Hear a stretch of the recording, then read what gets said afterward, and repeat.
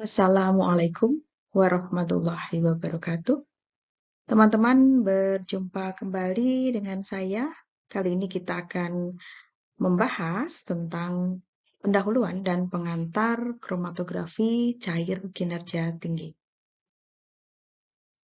Sebelum kita menuju ke kromatografi cair kinerja tinggi, terlebih dahulu kita bahas apa itu pemisahan atau teknik pemisahan secara kromatografi ya.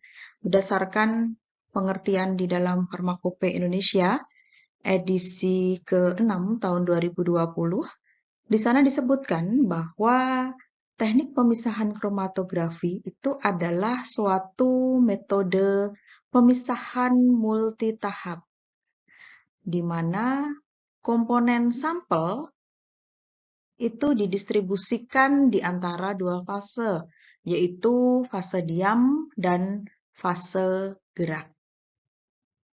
Kemudian fase diam dapat berupa padatan atau cairan pendukung pada suatu padatan atau gel. Fase diam dapat dikemas dalam suatu kolom, kemudian menyebar sebagai suatu lapisan, didistribusikan sebagai suatu film, atau diaplikasikan oleh teknik lain. Sedangkan fase gerak dapat berupa gas atau cairan atau fluida superkritikal.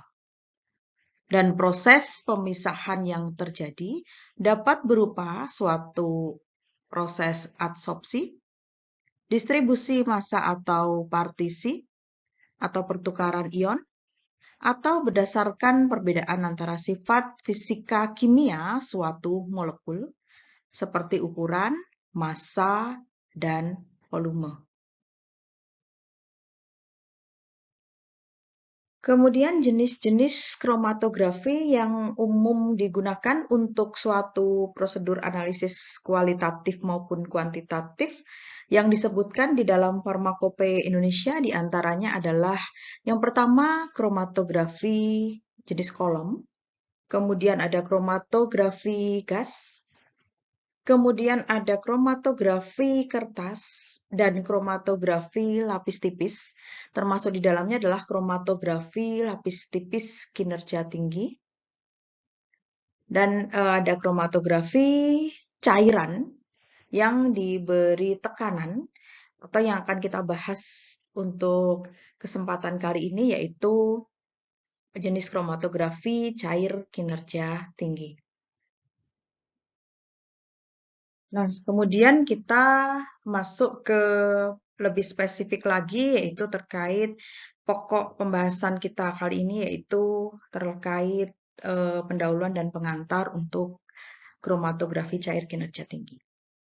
Kita mulai dengan ruang lingkup KCKT. Kalau kita berbicara tentang ruang lingkup KCKT, maka kita akan berbicara tentang keunggulan KCKT dibandingkan dengan metode kromatografi yang lain. Di antaranya adalah yang pertama, KCKT memberikan jaminan ketepatan analisis serta kepekaan yang tinggi di dalam analisis. Kemudian KCKT sesuai untuk pemisahan senyawa-senyawa di mana senyawa tersebut memiliki sifat yang tidak menguap, tidak mudah menguap, yaitu yang sering kita sebut dengan non-volatile compound. Dan kemudian senyawa yang rusak atau yang tidak tahan, yang mudah terdegradasi pada pemanasan. Atau yang kita kenal senyawa tersebut labil terhadap panas atau proses pemanasan. Nah, jenis kromatografi cair kinerja tinggi ya di dalam instrumen sistem kromatograf cair kinerja tinggi ini dilakukan upaya di mana supaya fase gerak itu dia dapat mengalir pada kolom, maka fase gerak tersebut dipompa dengan tekanan yang tinggi. Nah, tekanannya itu kisaran 6.000 PSI setara dengan 400 bar atau 400 atmosfer. Ini yang dikenal dengan high pressure. Kemudian terkait dengan peningkatan performa atau kinerja dari kolom, ya, biasanya dia digunakan kolom dengan ukuran dimensi dan partikel yang lebih kecil dari kolom yang biasa digunakan untuk kromatografi kolom konvensional. Ini harapannya adalah dia bisa meningkatkan kecepatan dan efisiensi pemisahannya. Ini yang disebut high performance. Jadi kromatografi cair kinerja, jadi ini ya high performance, kinerja tinggi dengan tekanan tinggi. Nah, di mana kinerja tingginya dalam analisis ini akan didukung dengan adanya berbagai sistem deteksi dengan kepekaan yang tentu saja tinggi dan dapat diintegrasikan dengan sistem kromatografinya. Selanjutnya, metode kromatografi cair kinerja tinggi ini umumnya digunakan untuk berbagai tujuan. Ya, di antaranya kita bisa menggunakan untuk analisis zat aktif atau bahan aktif atau komponen utama, bisa juga untuk bahan pembantu, kemudian cemaran, kemudian metabolit-metabolit yang lain ya, metabolit sekunder pada tanaman misalnya. Kemudian kromatografi cair kinerja tinggi juga bisa digunakan untuk analisis pada molekul-molekul yang sederhana maupun molekul polimer. Bisa untuk analisis senyawa multikomponen dalam matriks sampel yang kompleks. Bisa analisis untuk senyawa organik maupun anorganik, senyawa polar, non-polar maupun senyawa netral. Bisa untuk analisis isomer, ya. Contohnya adalah enantiomer S dan R. Teman-teman, kita lanjutkan pembahasan profil kromatogram. Di mana kromatogram itu adalah suatu output ya atau luaran yang dihasilkan dari suatu proses pemisahan dengan metode kromatografi. Dalam hal ini kita metode kromatografi cair kinerja tinggi. Baik, di sini kita lihat bersama, ini adalah titik 0, 0,0 di sini ya, 0. Titik 0 di sini adalah saat dimulainya injeksi sampel. Kemudian sampel dibawa fase gerak menuju ke kolom. Nah, di dalam kolom tersebut dia tidak berkumpul ya, tidak berkumpul pada suatu titik secara serempak dalam waktu yang sama. Tetapi tiap-tiap molekul analit tersebut dia akan mengalami hambatan pada fase diamnya di dalam kolom dengan waktu yang berbeda. Sehingga dia tidak akan serempak keluar dari kolom. Nah, molekul analit yang akan keluar dari kolom, dia keluarnya secara acak. Dan respon detektornya terhadap analit yang keluar dari kolom tersebut tentu saja tidak serempak pada setiap molekul atau senyawa. Maka kita akan lihat profil kromatogram di dalam kromatogram ini ya. Jadi profilnya dia akan terlihat melebar secara ideal membentuk kurva Gauss ini. Ini ya, kurva Gauss. Kemudian teman-teman kita bahas waktu retensi ya, istilah waktu retensi atau waktu tambat atau retention time. Jadi apa itu waktu retensi? Waktu retensi adalah waktu yang ditempuh antara proses injeksi sampel dengan munculnya puncak maksimum sebagai respon dari zona sampel yang terevaluasi. Jadi jarak antara titik 0 ini sampai ke titik puncak. Ya, ini adalah waktu retensi untuk puncak yang pertama, TR1, dan ini adalah waktu retensi untuk puncak yang kedua, atau kita berikan simbol TR2. Nah, penggunaan parameter waktu retensi ini, dia bisa digunakan untuk tujuan identifikasi sampel. Jika waktu retensi ini dibandingkan dengan waktu retensi dari baku atau pembanding. Nah, waktu retensi ini dia menunjukkan apa namanya tertahannya suatu analit di dalam kolom. Nah, ini ada istilah juga yang dikenal dengan T0 atau TM, yaitu waktu retensi analit yang tidak tertahan pada kolom atau fase diam. Nah, ini disebut sebagai waktu retensi pelarut pengelusi. Yang tadi ya, waktu TM atau T0.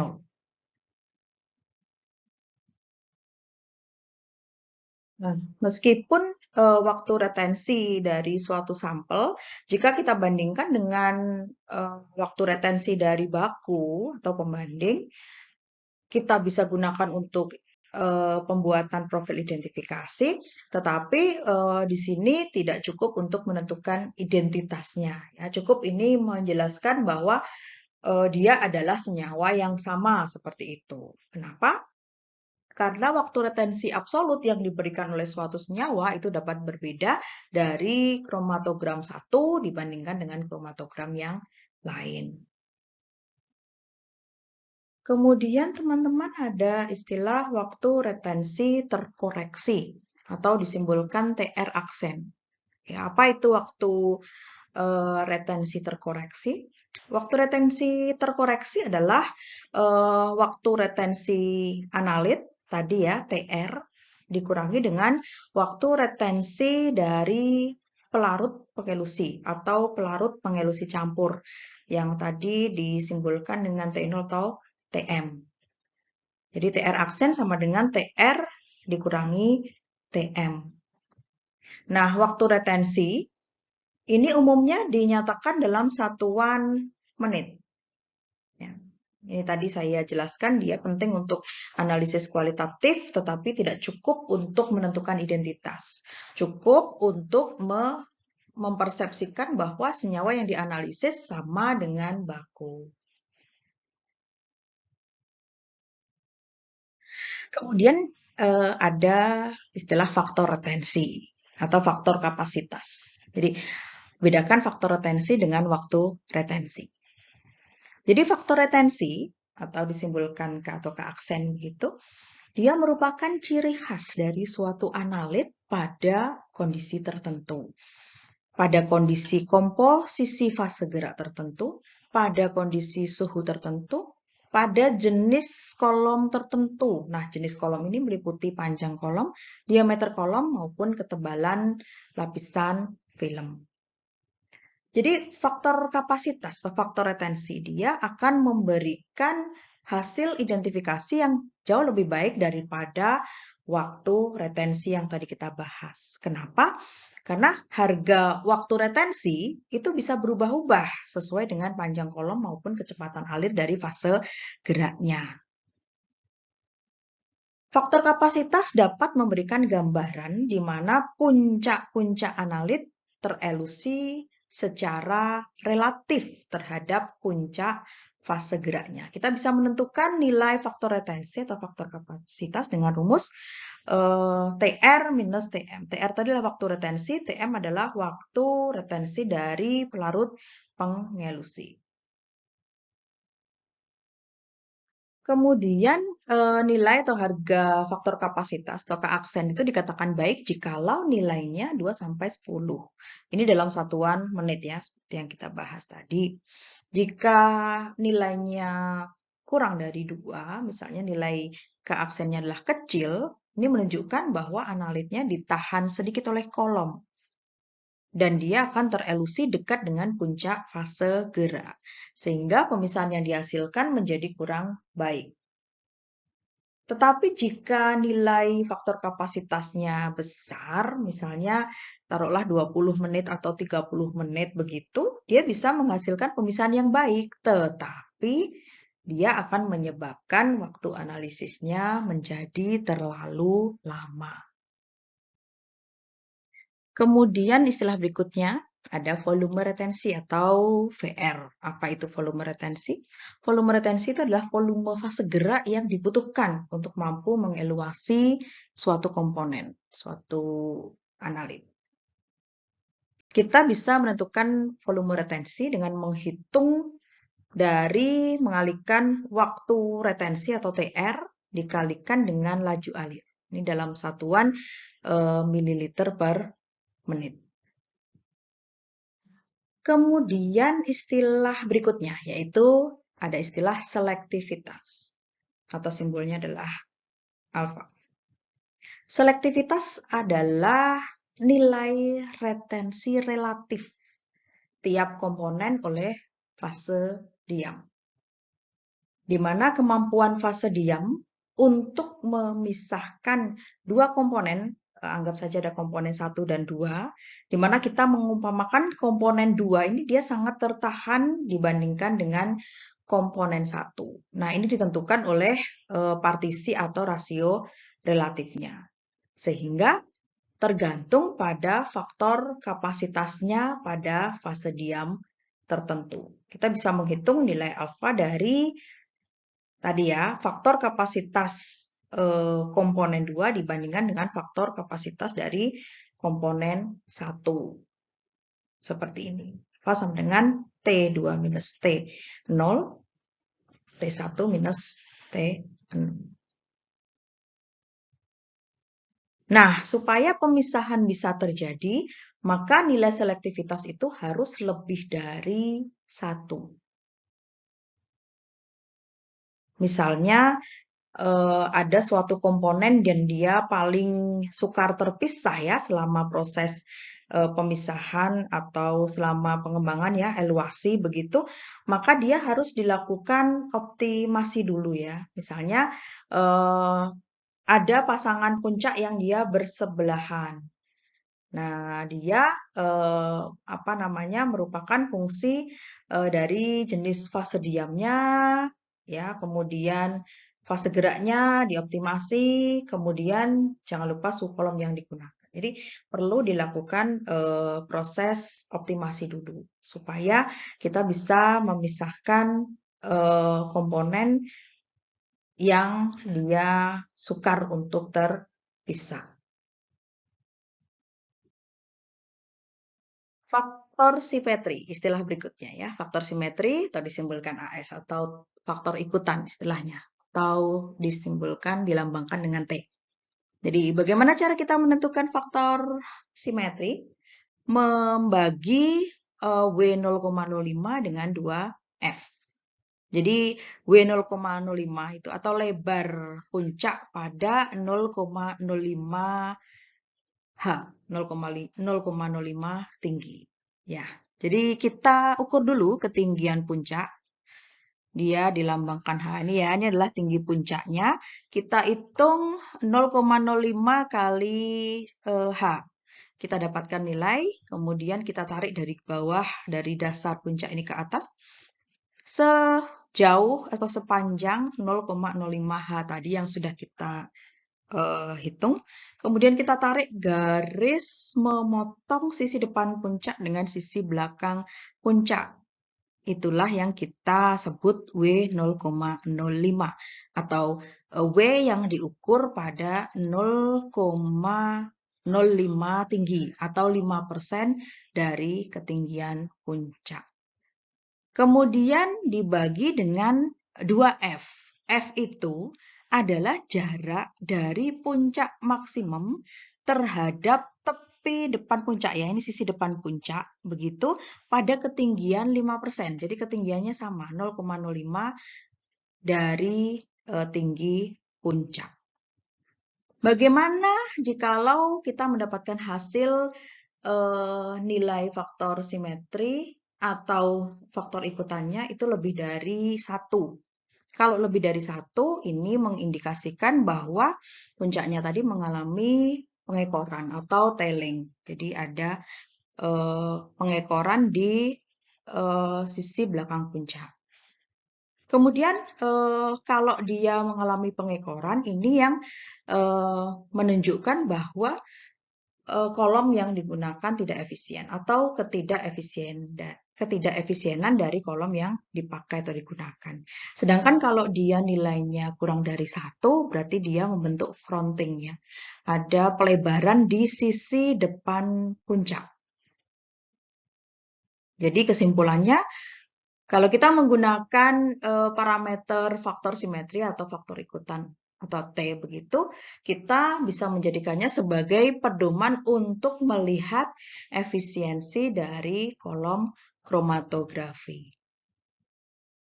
Kemudian ada istilah faktor asimetri. Kalau tadi faktor simetri atau faktor ikutan, ini ada istilah faktor asimetri ya di Farmakope Indonesia. Faktor asimetri itu cara menetapkannya adalah W 0,1 dikurangi F 0,1 per F 0,1. Ini istilahnya sama ya.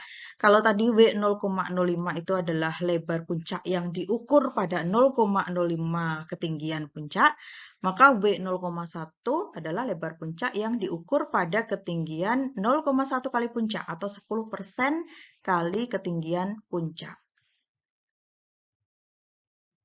Kalau kita mengacu pada FI, maka di dalam FI di sana disebutkan bahwa yang digunakan itu adalah faktor simetri, ya. Jadi kita menggunakannya faktor simetri, bukan asimetri. Kemudian kita bahas efisiensi kolom kromatografi. Tadi sempat disinggung ya, bahwa faktor simetri atau faktor ikutan itu bisa menjadi parameter untuk menentukan apakah kolom yang digunakan efisien atau tidak. Nah, parameter yang lain yang bisa digunakan untuk menentukan efisiensi kolom kromatografi umumnya bisa juga menggunakan parameter N ya, atau N itu adalah jumlah plat teoritis. Serta bisa menggunakan JSPT, jarak setara plat teoritis. Kita akan cek dulu N, atau jumlah plat teoritis.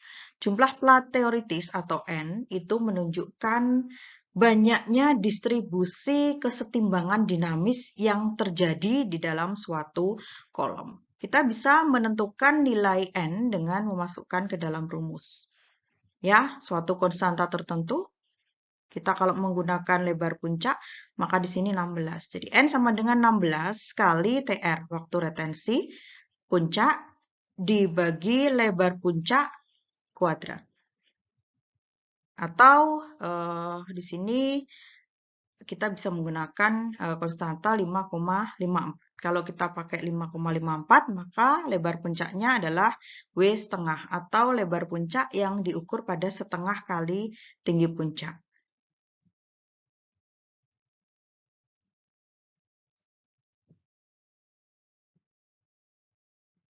Dalam proses pemisahan dengan metode kromatografi, ini harapannya adalah bisa menghasilkan nilai N atau jumlah lempeng teoritis, jumlah plat teoritis yang sebesar-besarnya. Jadi semakin besar nilai N, ini disimpulkan kolomnya semakin efisien.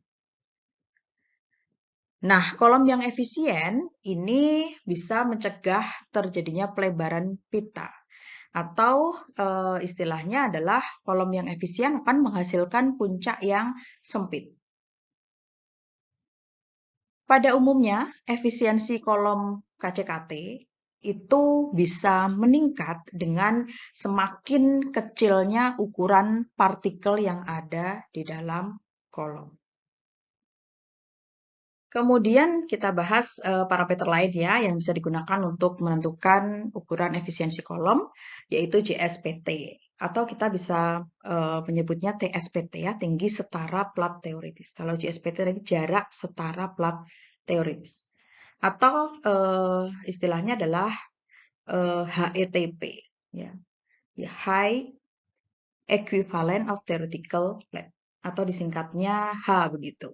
Jadi kalau kita definisikan JSPT atau TSPT itu adalah panjang kolom kromatografi, ini dalam satuan milimeter ya, yang diperlukan sampai terjadinya satu kali keseimbangan distribusi dinamis molekul analit dalam fase gerak dan fase diam. Kita bisa menentukan dengan rumus JSPT atau H atau HETP sama dengan panjang kolom dibagi dengan jumlah plat teoritis atau jumlah lempeng teoritis atau N. Nah, kolom kromatografi cair kinerja tinggi ini biasanya mempunyai idealnya mempunyai JSPT atau tinggi plat teoritis kisaran 0,01 sampai 1 mm. Pada saat kita bekerja dengan suatu metode kromatografi, maka sebaiknya memang dilakukan suatu optimalisasi kinerja kolom. Jadi prinsip dari optimalisasi kinerja kolom yang kita lakukan itu dengan divariasikan kondisi percobaan. Jadi kondisi percobaan itu dilakukan variasi sampai komponen di dalam campuran sampel yang mau dipisahkan atau dianalisis itu bisa terpisah dengan baik dengan waktu analisis yang singkat. Nah, ini adalah istilah atau parameter yang bisa kita gunakan juga untuk menentukan efisiensi dari kolom jikalau sampel yang kita analisis adalah suatu campuran. Ya, resolusi atau disimbolkan dengan R itu adalah daya pisah antara dua puncak. Ya, dia bisa diukur secara kuantitatif dengan menggunakan rumus ini ya. R sama dengan 2 kali TR2 ya, waktu retensi puncak kedua yang memiliki waktu retensi lebih besar daripada waktu retensi puncak 1. Jadi TR2 dikurangi TR1 dibagi W1 lebar puncak komponen 1 ditambah lebar puncak komponen 2.